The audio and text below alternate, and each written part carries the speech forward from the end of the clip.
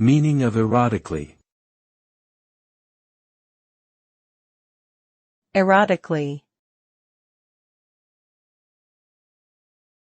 Erotically.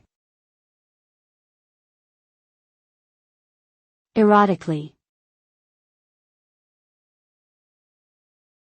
Erotically.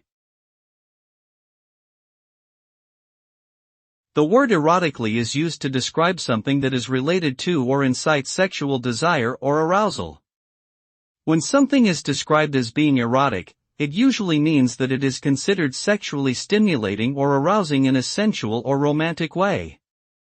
The result of something being described as erotic can vary depending on the person or context, but it often involves a heightened sense of pleasure or desire, or a potential for intimate connection between individuals.